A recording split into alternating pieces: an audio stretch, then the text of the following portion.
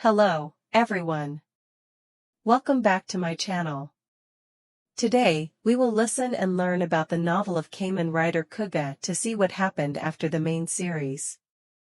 13 years have passed since Godai Yusuke fought against the strange creatures called the Gurongi tribe. He suddenly disappeared. On the streets, rumors about the Gurongi appeared and then disappeared, as if nothing had happened.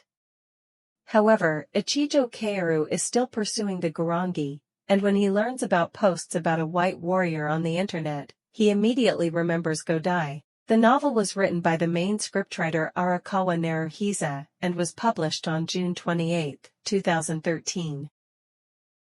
Chapter 6.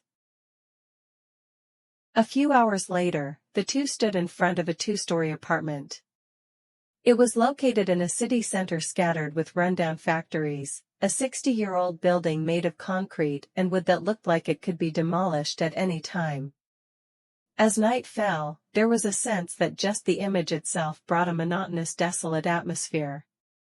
It used to be Rin and her mother's apartment, but now it was completely empty.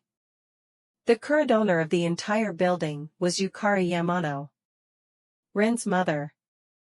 They had lost track after not finding her at the cemetery, but Mika remembered that this place had been mentioned when Rin was interviewed in an article, so they found their way to the apartment building. The interview took place when Rin was just beginning to become nationally famous. The article was in a rare economic newspaper that rarely reported on idols. With the title, My Origin, the home I can look back to remember my initial determination, it recounted Rin and her mother's memories living together in poverty, how they often quarreled during Rin's junior high school days. Eventually, the two mother and daughter became closer. Rin often recalled the hardships from that time to overcome the misfortunes encountered when debuting as an idol, always ending with a smile. Even when she became famous, Rin still occasionally returned to the apartment and remembered how much trouble she had caused her mother, while trying her best to make it up to her. Looking back at the article, it was a touching but quirky story, but the public quickly reacted. All the apartments in it were bought and sold at exorbitant prices. Regardless of how genuine the interview was, the building still had significant emotional value to Rin and her mother. She only needed to see it as a place to return to her mother, which was more than enough. The apartment was on the west side of the first floor. The word Yamano was barely visible on the rusty mailbox. A worn-out silver cartoon sticker was stuck on the slightly ajar wooden door. Ichijo and Mika looked at each other skeptically. Mika then slowly turned the doorknob. Then came the sight of a pair of women's shoes scattered on the cramped floor. Dim in the twilight, the room seemed to have stopped since Rin's childhood days. Embroidered pictures from kindergarten and handwritten characters from elementary school were drawn on the walls. No one was here, but they could feel someone's presence. Ichijo and Mika immediately prepared for the worst. Ms. Yamano? Are you here? It's the police. No one answered Ichijo's question. Mika continued, We're coming in. She blinked at Ichijo and confirmed the situation before quickly stepping into the room. Sorry, we're coming in. Entering the small living room, doubling as a kitchen, they immediately stopped. The person fumbling under the cabinet was Yukari, hiding underneath. She was removing floorboards and digging underneath with bare hands, with intense concentration. Ms. Yamano. No response came to Mika's question. Yukari continued to dig. Ichijo stepped closer and asked her again with a slightly stronger voice. What are you doing, Ms. Yamano? Yukari finally stopped her hands and slowly turned around. Her hair was disheveled, her eyes scanning the room and recognizing a stranger. However, she then smiled and said something surprising. Hello, teacher. You brought Marika along too. Yukari had mistaken the two. Perhaps her mind had recalled Rin's elementary school days. Ms. Yamano. Mika couldn't say anything. do anything other than observe Yukari.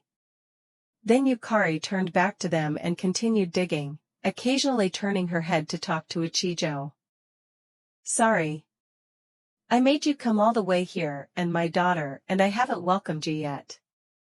Manami, why are you acting like this? How long do you plan to hide there?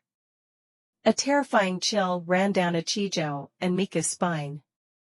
Yukari's hand paused as her mind relaxed. Good girl, you're finally back. Manami has to welcome the guest properly. While saying so, Yukari turned back holding a brown-colored human skull. Ms. Yamano, that's... It's my daughter Manami, isn't she adorable? Yukari rubbed the skull against her cheek. Mika couldn't help but scream. Ms. Yamano, your daughter. What's wrong, Marika? Why are you screaming like that? You're behaving a bit strangely today. Please calm down. I'm not Marika. I'm a detective from the police department. Why are you doing this? Mika then grabbed Yukari's shoulder and started shaking, causing the skull to fall to the ground and crack with a painful ear-splitting sound. At that moment, Yukari seemed to return to normal. Yes, that's right, this isn't Manami. Yukari suddenly stood up and began crushing the skull with her feet, stomping on it again and again. This useless child has nothing to do with me. Just a troublesome brat. So whatever happens to it, let it be. My Manami should have been a cute and kind child. Ms. Yamano. Mika tried to restrain Yukari, but Yukari shrugged her off. Then Yukari sat down on the ground with a despondent look. Mika tried to talk to her again, but Ichijo intervened and shook his head, signaling that they should just observe the situation for now. Then Yukari looked at Mika and whispered, Manami. Finally, you're back, Manami. Yukari hugged Mika tightly, but Mika, bewildered, didn't resist and responded calmly. Yes. I'm back, Mom. What's wrong? Why are you sad? It's because everyone said that you were dead. Even though I knew it couldn't be true. Finally, you promised that you would always be my daughter, right? I promised? Yukari hugged tighter and said with a smile on her face as if recalling a wonderful memory. When my daily life was like hell, I was so happy that you appeared. The content of what she was about to say would lead to this tragedy. Everything started on the morning of the first sports festival at Manami's elementary school.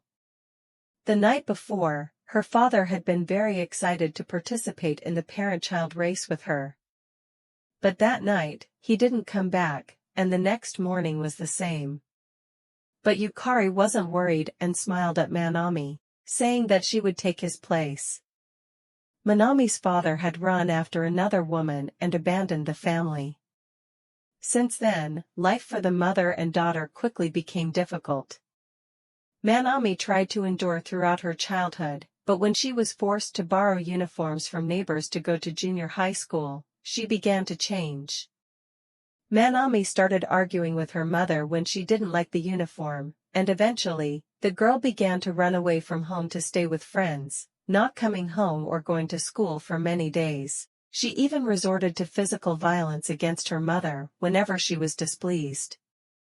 She started smoking and going out late at night. Manami was warned by the police repeatedly, and each time Yukari bowed her head in apology. Despite all efforts to change her behavior, Manami continued to be a troublesome daughter. Why? How did my child end up like this? When those thoughts kept swirling in Yukari's head on a summer day, she felt someone watching her and looked up to search for the figure of another Manami in the hot morning mist. From then on, that girl always kept a certain distance from Yukari. She did nothing but look at Yukari from afar with eyes exactly like Manami's. Finally, she began to smile faintly at Yukari, a smile that seemed to heal the mother's wounds. As if she were a guardian angel with the likeness of Manami. Yukari's difficult life with Manami continued for another year and a half. Every day, the violence became more tense, to the point where Yukari's life was in danger. The mother no longer understood Manami's emotions. It's as if her once beloved daughter had turned into a completely different creature. Just die already. Life will be so much easier then. Sitting on the riverbank as the sun set, Yukari made a decision as she passed through those thoughts in her head. Tears continuously soaked the wounds left by Manami on her mother's face. She couldn't take it anymore, and that's when she felt a warmth and looked up to see a girl who resembled Manami sitting beside her. The girl didn't say anything but gently wiped Yukari's tears with a white handkerchief. The pain slightly stung as it was wiped, but the girl's smile dissolved that ache. The day ended just like that as they left in silence. After that, Yukari began to be curious about that girl. Yukari started holding the girl's hand whenever they met, filled with happiness. Yukari began to search for the girl every time before she could realize it. Finally, that fateful day arrived. Manami suddenly returned home after being absent for 3 days, starting to beat Yukari over minor issues, then kicking her mother out of the house just because she wanted to. Yukari had to leave the apartment, going to a rundown park and sitting on a swing in despair and confusion. And then that girl appeared. Sitting on the swing next to Yukari, she spoke for the first time. "What's wrong, Mom?" Yukari was surprised by that question, but at the same time, she also started shedding tears of relief. She felt that the happiness she had longed for had finally come. Mom?" "Yes, that's right. Why are you so surprised?" "It's because it's getting dark, let's go home and cook dinner together." "Manami, is it really you?" "Of course, Mom." "Yeah, that's right. Do you still remember what day it is today?" It was Yukari's birthday. And the girl standing in front of her was a gift from God. That's all Yukari could understand. When she returned home with that Manami, the violence disappeared. From what remained in the refrigerator, she cooked the most elaborate meal she could in years. The ingredients were very cheap, but the food exceeded those limitations. Manami stood in the kitchen with her mother, they ate and talked together in harmony, smiling together. For the first time in many years, Yukari remembered how enjoyable a meal together could be. With a sense of happiness she hadn't felt in many years, she cherished the time with Manami as much as possible. But then, that other Manami suddenly returned home, despite always being away for many days before coming back. She then clashed with the Kinder Manami. "Who the hell are you?" With thick hair cascading over the uniform, revealing more skin than necessary. With garish makeup and nail polish, combined with an unfeminine demeanor, it was difficult to call her appearance beautiful. Even though it was a cheap attempt to look more mature in the uniform, Yukari still saw her true, promiscuous daughter. Yukari unconsciously pushed back against that other Manami. "And who are you?" "Huh? What are you doing?" "My Manami is right here." "I don't know who you are." Seeing Yukari embracing the young girl, Manami slammed her fist on the dining table. "Don't mess with me." "Who the hell is that brat? She's creeping me out." The meal that the mother and daughter cooked together was scattered all over the floor, along with the empty plates spinning wildly. Then Manami threw everything around and continued to yell, but Yukari couldn't hear those words anymore. And that other Manami whispered gently into Yukari's ear. "What a brat. That kid can't be your daughter, Mom." "Right. If she disappears, then I can be your daughter." "Really?" "Yes. We'll be together every day, and we'll cook dinner together like we just did. I'll definitely bring you more happiness." "What nonsense is this?" What's happening? But the girl didn't respond and handed Yukari a nearby blunt weapon. And at that moment everything ended and everything began. Before she could realize it, lying in front of Yukari was the lifeless body of the girl who had just had an outburst. Who was this child? Why was she lying on the floor? She looked exactly like Yukari's daughter Manami, but Manami was right next to her. What's happening? I don't know, but we don't need her, right, Mom? Let's bury her, I'll help you. Manami's smile was indeed very kind. A sense of relief from the bottom of her heart. Yukari hid the large piece of meat in front of her under the cabinet. After recounting those events, Yukari's face suddenly showed that she remembered everything. That's right, the smartphone. Huh. Yukari stepped away from the bewildered Mika, picked up the smartphone lying by the wall, and showed her the screen. What about the photos of me and you, Mom? You said you'd send them to me. Yukari opened the photo folder and began scrolling through them with a sad expression. You used to say I should buy a new phone, but I replied, but this is the phone you bought for me, and I want to fill it with the memories we share. Did I say that, Mom? Ichijo and Mika could only listen silently to Yukari. So I can't let anyone take this away. So I have to keep it with me. But why is there nothing in it? As Yukari shook and grabbed Mika's shoulders, she felt she had endured enough and screamed, "Of course there's nothing in it." Hearing Mika's harsh tone, Yukari abruptly stopped her actions in surprise. She's not the real Manami. Yukari looked bewildered and began murmuring as if possessed. What are you saying? I don't understand. I heard the real friend of Manami talking. No matter how many times they tried to persuade her, Manami always refused. Manami did that. That's because Manami said tattoos are what her mother hates the most, so she would never want to get one. What? Manami was always worried about not being honest with you. And then, at the summer festival, she bought a ring and told her friends, next Sunday will be my mom's birthday, do you understand? Manami intended to give you that ring. Even though it's just a toy, it was enough to help mend your relationship. Manami knew she couldn't continue down that reckless path. And you? From deep within her memory, Yukari recalled that. She seemed to remember something shiny in her hand amidst the mound of meat she was burying. Though curious, she didn't care and continued to bury it. She had been too hastily caught up in clinging to the happiness behind her. As if possessed, Yukari rushed to the wardrobe and tried to crawl through the layer of dirt. Then she found the dirty toy ring again. Holding it in her hand, Yukari began to tremble. A sapphire ring. Mom's birthstone. Tears kept streaming down, and Yukari collapsed on the floor right there. The apartment became noisier as it was surrounded by patrol cars. After reporting the situation to the investigating team, Ichijo and Mika looked back at the mother's apartment one last time.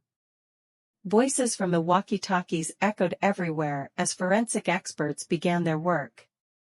Faced with the image of Yukari lying silent, they both stepped out of the room. On the long journey back to the train station, the rays of the setting sun shone directly on their faces, forcing them to bow even lower. The hot asphalt contributed to their slower pace. Mika had been silent for a while as if contemplating something, then suddenly muttered. How could we lose? Huh. Don't play dumb with me. The eyes of passers-by turned to Mika with surprise. Ichijo stifled his surprise and replied as calmly as possible, What's going on? I'm sorry, but I'm just too disappointed that everything happened just as the Gurongi wanted. So that's what you meant by saying we lost. We've really lost. At that moment, Ms. Yamano killed her real daughter. We've all lost, to number 48. Even Togai Brin's production team. At least manager Ogawa realized that she wasn't human. Based on what Togai Brin said, that's correct. But even so, she didn't do anything. She let the unidentified life form, Togai Brin, continue to be an idol. It's likely she believed that Rin would eventually have a human heart. Rin's behavior was too perfect, so. That's not it. She couldn't sever that relationship. Maybe it was because of fake happiness, or the temptation of money. Ichijo, you're too naive. A temporary silence descended upon them as they were surrounded by the noise of the street corner, perhaps lasting less than a minute, but for Ichijo, finding the right words to say seemed endless. He understood Mika's feeling.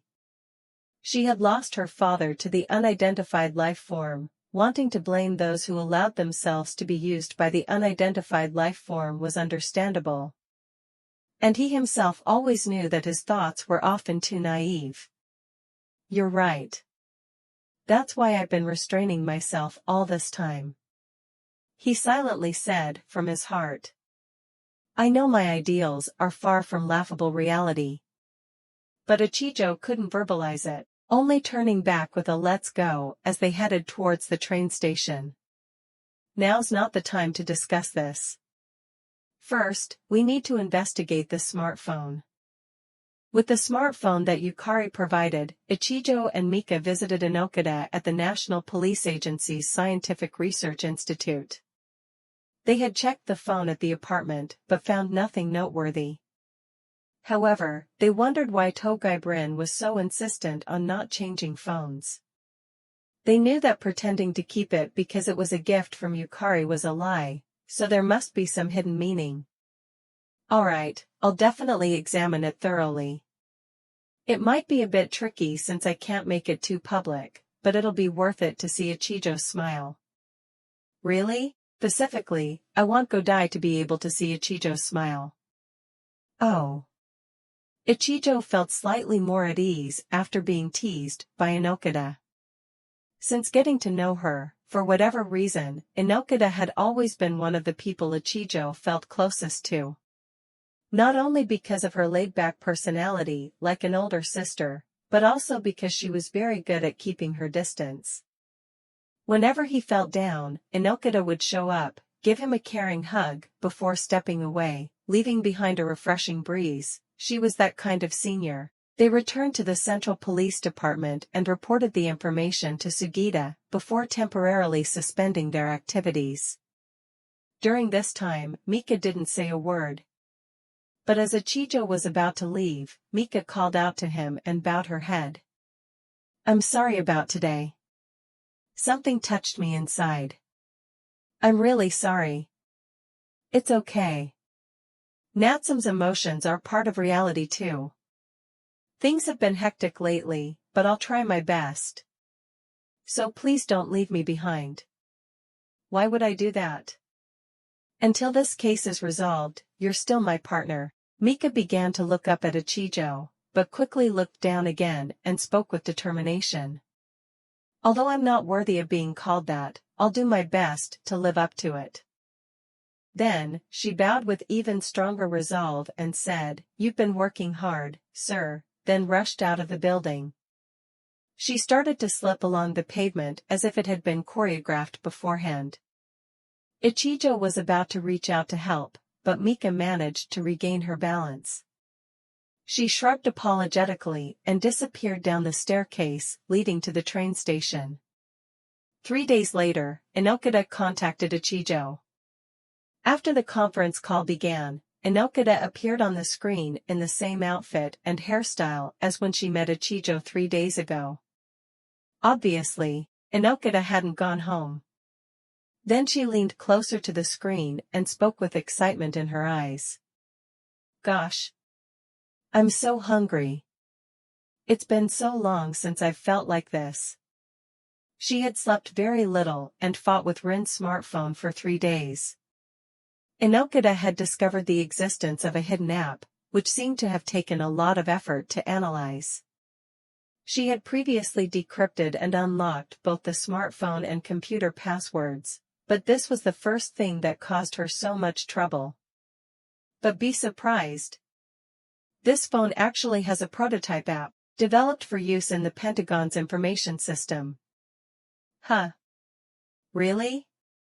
In response to Ichijo and Mika's reactions, Inokita exclaimed, "What's with those reactions?" That's the surprising part. I know I'm not like the professor in that silly tokusatsu program Sayuru watches all night, but at least you should say something like the Pentagon, or something else. As usual, Ichijo and Mika ignored that comment because they knew nothing about the program Inokita was referring to. Anyway, never mind. Fortunately, I know someone from university who is familiar with these things, so he'll probably help me, but it'll be difficult. I'll explain this method later, okay? I have a report here, but he's from Israel, so translating will be a hassle. And it's all such chaotic technical stuff, so I don't know if you guys will understand. Inokita only discussed the core of her findings. Printed on dozens of A4 sheets were organized graphic presentations of her data. The first thing listed was information on SMS messages. There was no information about the sender or where they came from. Of course, you'll think the information is hidden because of the app's function, right? But that's not the case. I checked and found no signs of it accessing the network servers. So how could they exchange messages? In response to Mika's question, Inokita leaned back in her chair and looked up at the sky. About that, I have a hypothesis, but something about it bothers me. Ichijo and Mika looked at each other calmly and waited for Inokita to continue. To be honest, no matter how much research I do, I still can't understand it. So I just typed something out of frustration, like what kind of app is this? Even though I didn't send the message, I still got a response. Oh. No way, what is it? Investigating is useless. I was so surprised that I threw away that debt. Inokita's dumbfounded expression somewhat softened her words, but Ichijo and Mika still remained skeptical. What in the world? Did that really happen? Of course, unless you doubt my sense of reality. Logically, this app can automatically retrieve input and send it directly to others, who then send it back, all without going through the network provider. So it's like a walkie-talkie, or infrared transmission? At least there's no indication of that. In terms of physics, maybe it can be explained by quantum entanglement. To put it in simpler terms, you'll both look confused again, so I really don't want to. Just explain, please. To put it simply, it's telepathy. Oh no, I've said too much. Ichijo and Mika didn't know what to say. Nevertheless, someone had exchanged SMS messages with Togai Brin using incomprehensible methods. Ichijo and Mika then divided the documents and looked through the exchanged messages. Mika then exclaimed, "Ah! Ichijo, look at this." The recorded conversation took place in the morning of the concert. "Good morning. Sunny. 80-foot clock Geo. Finally, it's here. We're looking forward to watching the news tonight. By the way, I also came up with a sentence. I go night for me to sun, right? That's silly, laughing face. Your English is so bad. Haha. But it has another meaning. What's this conversation about?" Inokita frowned. The first English sentence is a wordplay on the number 32805. If I convert it to base 9, which the Gurongi use, the number becomes 50,000. While explaining, Mika began to jot down notes nearby. Could that be the number of targets? Yes. So I go would be 1, 5. Night could be 7, 1, 1, 0, right? No, night would be 9. then 4, 3, 2, 3. With Ichijo's suggestion, Mika wrote down 1594323. Converting it to base 9 would make it 3 million. Oh, you're quick, Ichijo. Don't be surprised, Inokata-san. This is the target number of the final player. Someone is attempting to kill nearly 1.6 million people. How can that be? Is he planning to use nuclear weapons? That number is absurd. How could it kill so many people? Who is this final player? Ah, now I remember.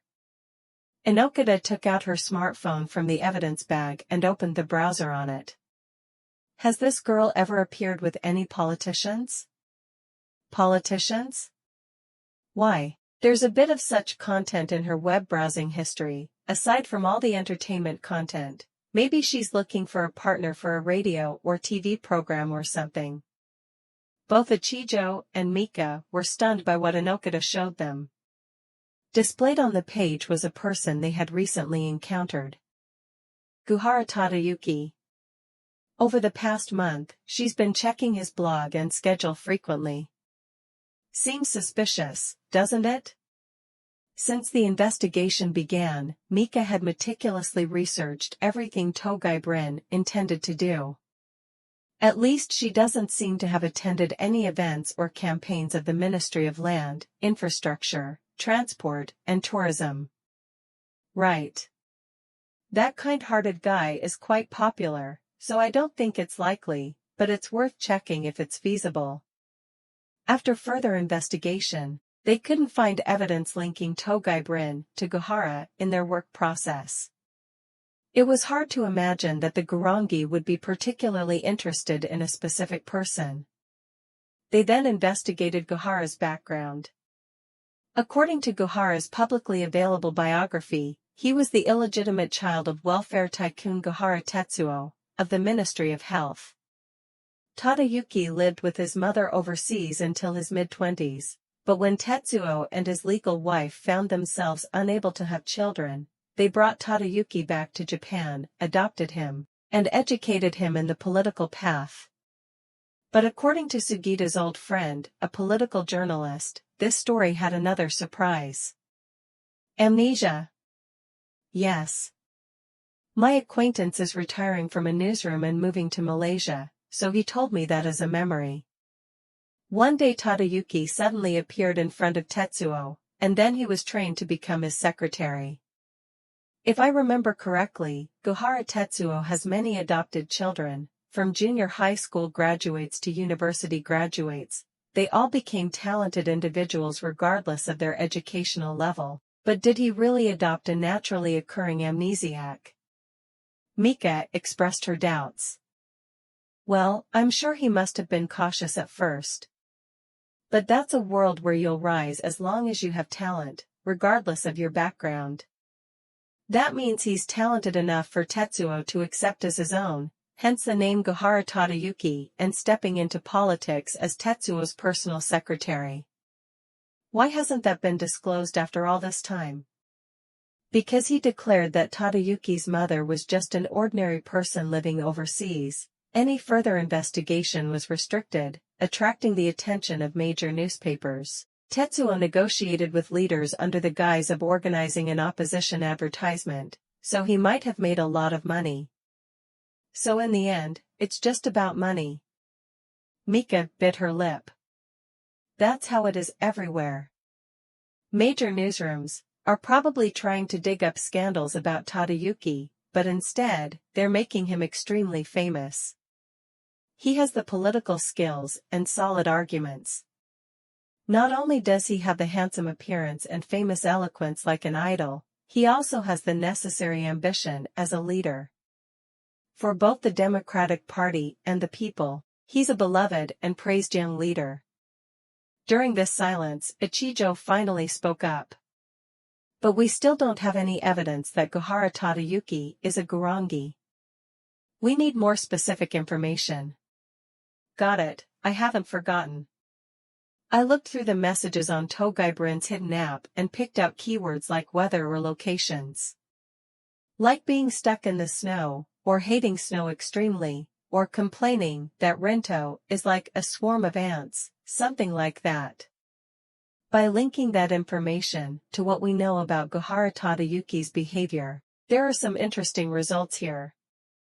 About 240 keywords match perfectly with Gohara's actions.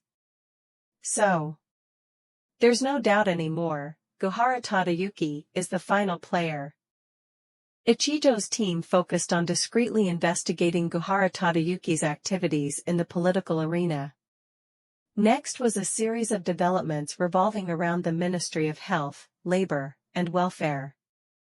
Gohara Tetsuo is considered the father of the welfare field, but 7 years ago, there were rumors that he had underground connections with a large pharmaceutical company, Saidaku. Some secretaries and employees were arrested on suspicion of illegal contributions. However, Tetsuo claimed to know nothing and denied all accusations, leading to the charges being dropped. It seems like Tadayuki was the one covering up. Because the main office of Saidaku Pharmaceutical Company is in Shinjuku, Mika gathered as much information as possible. She used to be a member of the Shinjuku Police Department.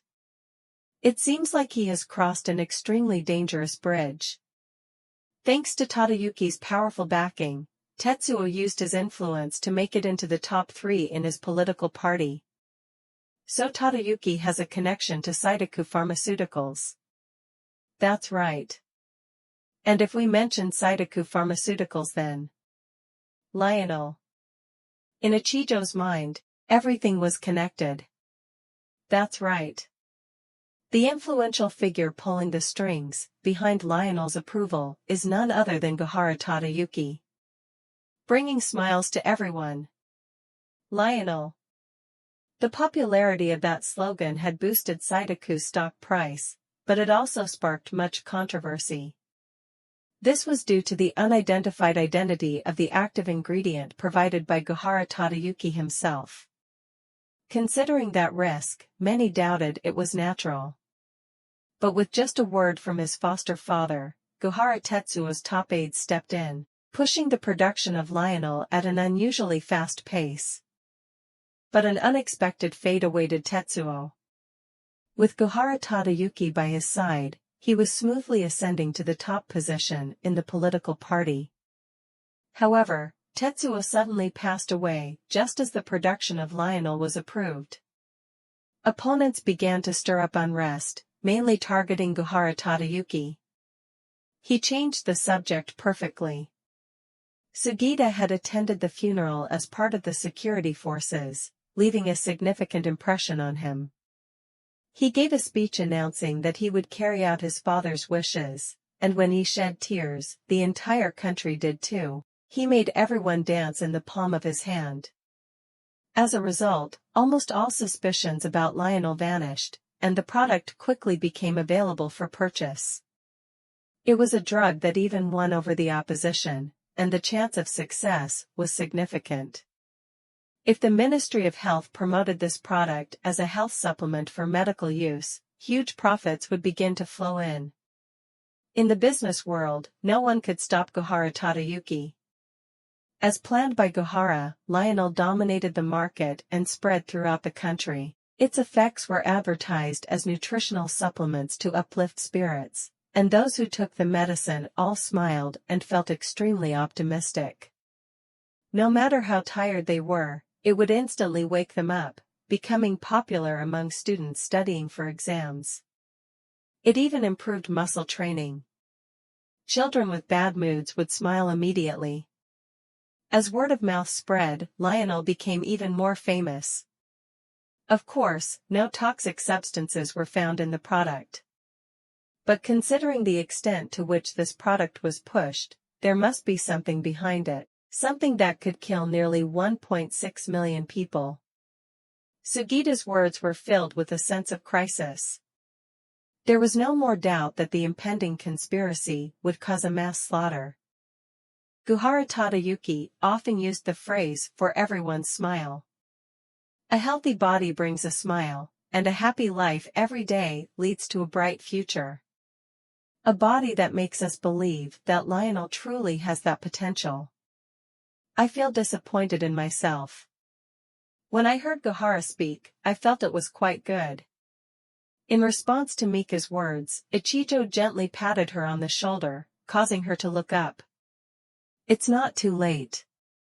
We'll uncover the mystery of Lionel and expose Gohara.